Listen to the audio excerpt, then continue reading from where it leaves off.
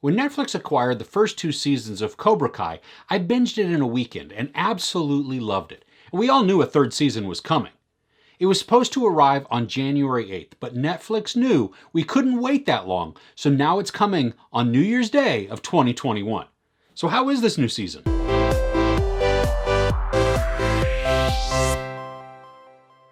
In the wake of the massive school fight between Cobra Kai and Miyagi-Do, the students and senseis must figure out how to solve the rivalry or destroy each other in the process. Thanks to Netflix for letting me screen this early. This will be spoiler-free, and I'll certainly be staying away from certain plot points that can contain spoilers. Season 3 begins where Season 2 left off. Miguel is fighting for his life in the hospital after being kicked over the balcony by Robbie in the massive brawl that began between Tori and Sam. Johnny is down in the dumps, he feels responsible for Miguel's injury, and Kreese has taken over his dojo. Plus, things with Daniel haven't been resolved. This is an ambitious third season, the first under the Netflix mantle. I think it might be a bit too ambitious in its endeavors though. While in the first 2 seasons we had some divergent storylines from the 2 main ones, this season feels like we have 5 or 6 main storylines going on, with some smaller offshoots from those. William Zabka and Ralph Macchio are still awesome in this. They're each struggling as senseis and parents. I mean, they could really use some couples counseling. It'd probably solve a ton between them. Zabka is still winning my heart in this series though. He continues the fish out of water progression as the guy that is still stuck in the past, but trying to learn how to function in the modern world and struggling against himself between that bro mentality and the grown-up who knows he can do better. There are many moments where he does or says something that just made me laugh out loud. He's got this bit of an Arrested Development element to him that is hilarious, heartwarming, and it's endearing. It makes us want to cheer him on, seeing the man he can be, but he just isn't yet. I love how he keeps trying to be the good guy. I mean, he already is a good guy, but he feels like he keeps messing up. He's still got the demons of his past that he's trying to overcome, which ultimately hold him down.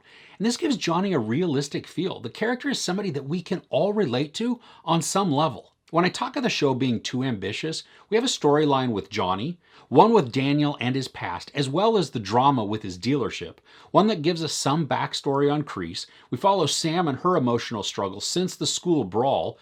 We focus on the students of Cobra Kai and their bloodlust, plus Robbie's circumstances post-melee. And then there's still the drama of life in high school that is coming into play. The show feels pulled in a bunch of directions for the first half of the season, not really sure where to focus, which leaves us a bit disconnected from all of the storylines. You know when everything is on fire, nothing is? I mean, the same concept and same issue is here. When everything becomes hyper important, then nothing truly commands our full attention. There's a good amount of time over 2 episodes that deal with Daniel and his past, including portions in Okinawa, and really it's all a setup for one later thing. The nostalgia is good, as is the scenery, but it really is a bit drawn out. This also leads to some episode conveniences. In one scene, there's a fight in a non-public location, and halfway through the fight, some people show up to join in the battle.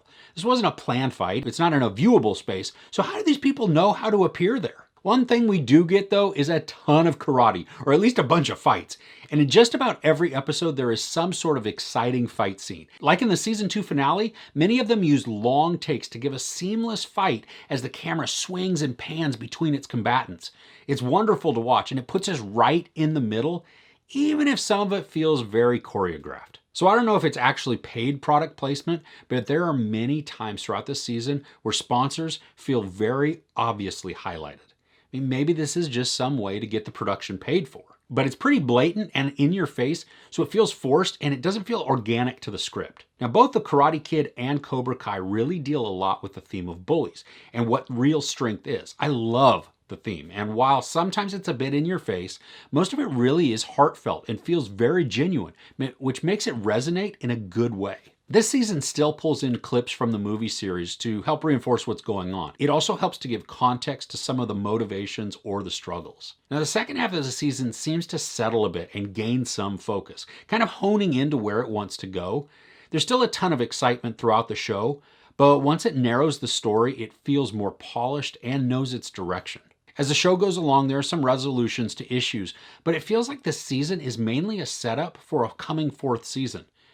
And in a way, that's wildly frustrating. I mean, don't get me wrong, I had a lot of fun with the show, melodrama and all.